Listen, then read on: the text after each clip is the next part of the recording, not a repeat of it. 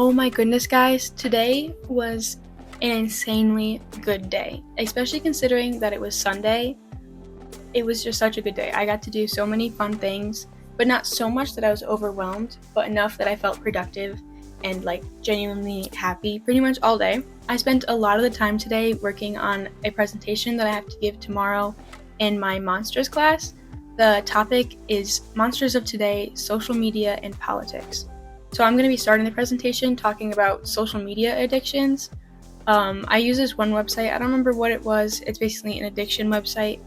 And it's kind of interesting to think about social media addictions because it's obviously not like other addictions.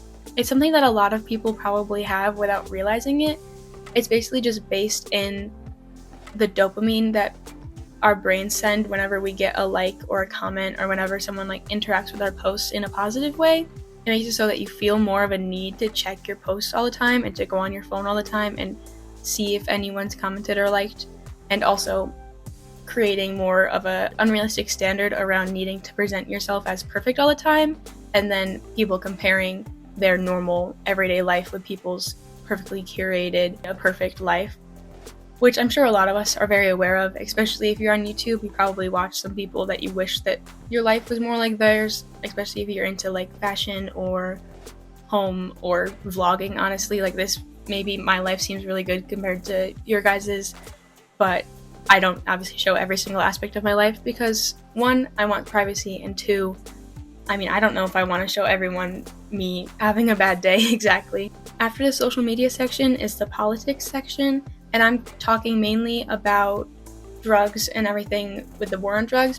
I started out talking about the two-party system and how recently things have become so divided that it's really interrupting the governmental process, which is really obvious right now, where the government is possibly going to shut down because the budget is expiring and they need to make a short-term budget to then have more time to create a long-term budget.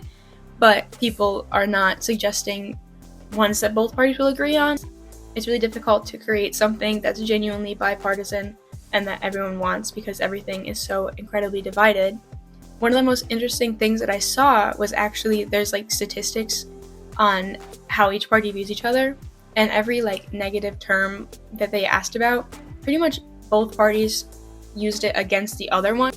I can put the picture up down here, but you can see that everyone thinks the same about the other party, and it's becoming a real issue because it's really hard to agree on things, and there's such animosity that it's possibly going to create violence and everything. Oh, and I talked a little bit about how people want there to be a multi-party system with more people to choose from rather than having to align yourself with one person for the presidential election, because it's obviously difficult to agree with everything a person says, especially when everything is so incredibly biased and separated at this point.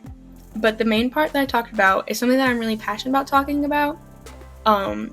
Is about the war on drugs and the criminalization of drugs and how that's led to a lot of systematic racism today.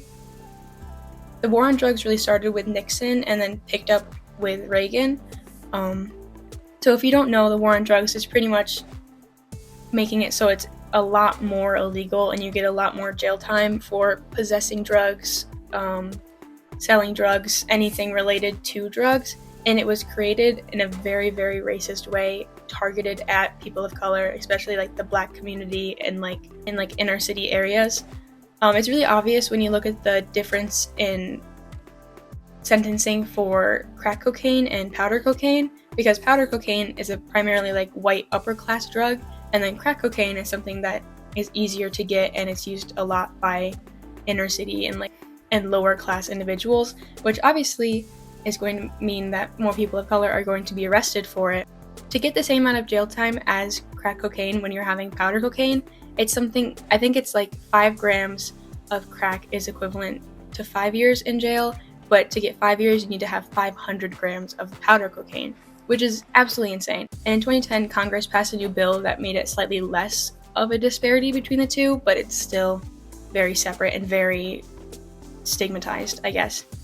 And then also, with people being put in jail for having drugs, nonviolent drug incarcerations are so much higher than any other incarceration, which then It basically means that slave labor didn't really end, because it's written in the 13th Amendment that you can still have slaves if it's as punishment for a crime. So when you're targeting and arresting more black people than white people, and then you can use their labor for free, it's almost the same exact thing. And that's been happening since slavery was ended, but now it's just morphed and evolved into different things. There's really interesting clips and audio recordings of Nixon and Reagan's advisors admitting to being blatantly racist with these laws. And it's gotten a little bit better today. And I live in New York, so weed is legal now, but people aren't getting let out of prison for their previous sentences. I don't know if it's because of, but there also was a lot of laws created that made minimum sentencing, so you had to sit a certain amount of your sentence no matter what, even that you couldn't get parole any sooner, which is an issue, but I'll move on from that because it's a pretty heavy subject. But in general, I kind of take the chance to talk about this issue with drug criminalization. I don't really know why I talk about it so much, but it started with volunteering with a program called Truth Farm. I volunteered with them in 11th grade, I believe. I wrote a paper on the topic in my economics class, so I know kind of a lot about it. I would like to say I don't know everything. Obviously, I don't have first-person experience of someone with a substance abuse disorder, but I like to think that I know quite a bit and that I can educate other people on it. Obviously, I really enjoyed learning about that today. I spent I think 2.5 hours working on it, and it didn't even feel like 2 hours of labor. But the actual main fun thing I did today was I kept working on the short film that I'm making for my monsters class with my friend and her sister.